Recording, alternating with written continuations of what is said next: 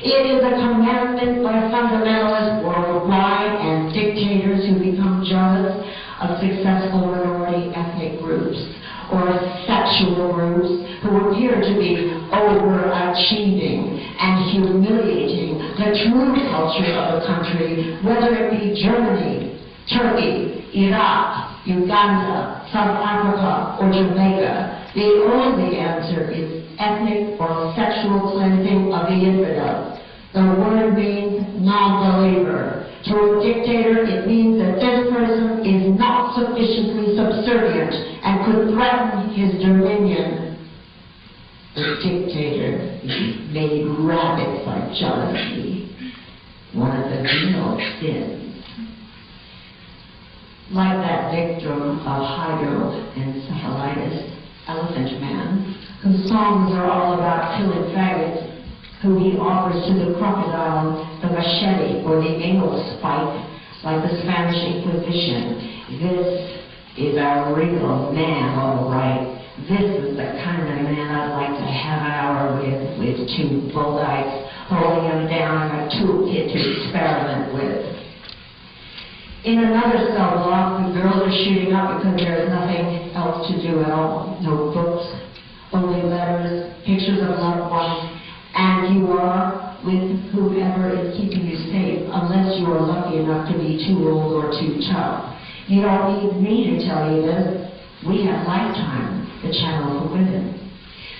HIV, well, it is a drag, but getting clean needles isn't that easy either. And maybe it is not easy to get whatever you need to disinfect them. Oh well. At least, like the Russian prostitutes, maybe you will get some hospital time. Who cares anyway? Not if you're doing over 10 years. But you know, it must be true what the Africans say about the terrible influence of African Americans on the otherwise pure culture of Africa. After all, there was no homosexuality in Africa before the opportunistic infection of American television, especially that nasty hip-hop, say the Muslim imams in Somalia.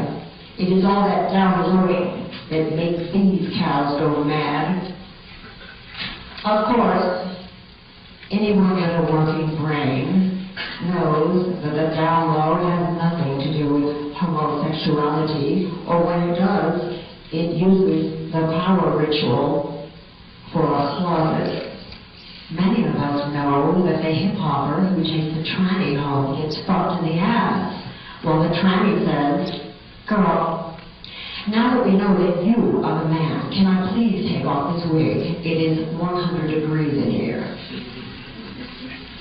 And this is where Gaddafi's supposed affair with a high official in Uganda, outed by the notorious fag-bashing Ugandan magazine Red Pepper, created a situation which must make me laugh. Streets filled with Muslim imams hysterically collecting and burning red pepper, which demands its right to free speech, even though it outs and prints the faces of homosexuals who will be murdered.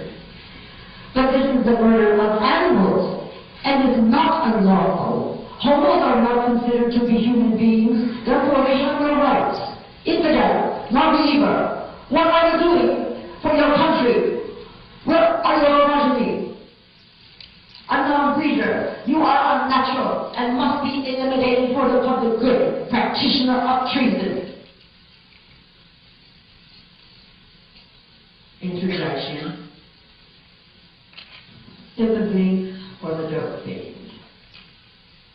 Are you a man who assaulted my friend Carla while she stood in line in 1988 at the clinical trials for HIV that she got from shooting dope and turning tricks? You're not like us. You brought it on yourself, she used to hear.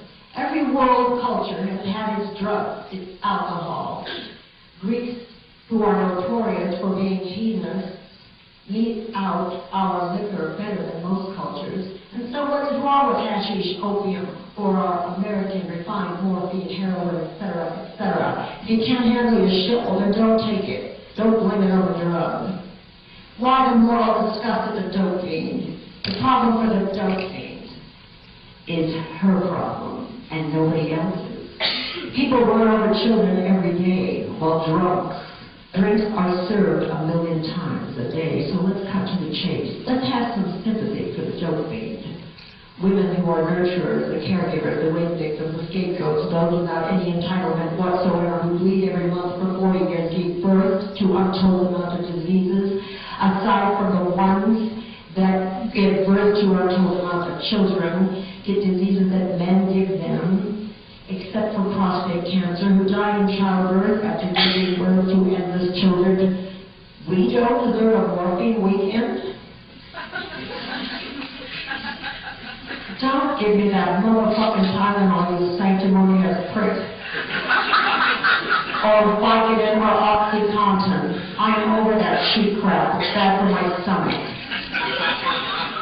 And how about that tenofovir methadone combination for the bathhouse I've been talking about for years? Why not?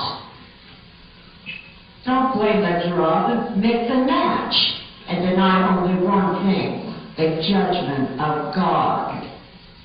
Godhead and anal glue. Godhead and anal glue. This was my response to torture and killing of homosexuals in Iraq in April 2009. Religion. Nigare, to bind, to tie up. Religare, to bind fast, to fasten behind. Monotheism. The belief in one God, currently meaning the belief in the God of one's own tribe as opposed to the God of another's. The current currency of, quote, monotheism refers to a manipulative government handshake with its clerics. This is a form of monotheistic paganism in which the only just God is the God of the tribe, and all other gods are the gods of the infidel. Monotheism is used by atheistic rulers. Virtually all rulers are atheists, since virtually all believe they themselves are gods, or do not believe in God at all, in order to obtain power over people who do believe in a particular God.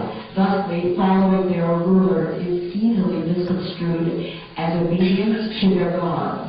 A good example can be found in Turkey, which promotes itself to the EU as a secular state, but which is solidly Muslim and punishes all non-believers as enemies of Turkishness. Any Armenian, any Greek, any Assyrian, any Turk who publishes material considered an insult to Turkishness can tell you this from his prison cell.